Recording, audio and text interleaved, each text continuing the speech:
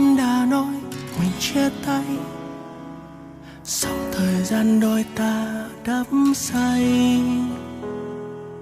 Em tìm kiếm mọi lý do để rời xa, còn anh chỉ mong em sẽ thứ tha. Nhưng em không nghe anh, em chỉ cần rời xa anh. Biết hết rồi, em đã yêu ai. Rồi thời gian qua em lặng thinh, đôi ta không gặp nhau. Em cứ xa dần, vội vàng em bên người mới.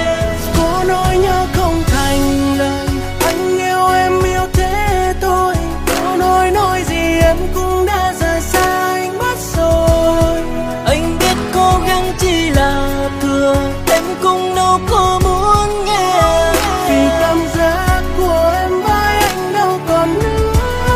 Anh muốn nói hết nỗi lòng này, câu ca anh luôn hát lên. Mỗi khi nhớ về em anh lại viết thêm bài hát buồn. Anh đã đâu đắn yêu rồi người ơi, em có hiểu Anh phải làm sao để vượt qua nỗi đau này? Em ơi anh phải làm sao?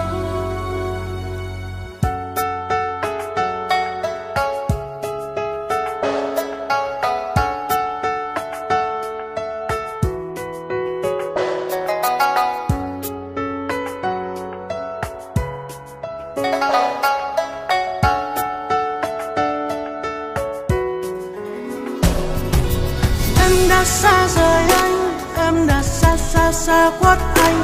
Người có biết bao nhiêu nhớ mong yêu thương về em ngút ngàn. Anh phải cố chờ đợi đến bao giờ người ơi, dấu yêu đã tàn.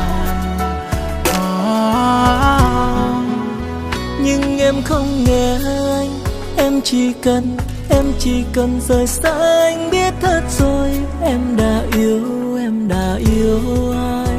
Rồi thời gian qua em lặng thinh, đôi ta không gặp nhau. Em cứ xa dần,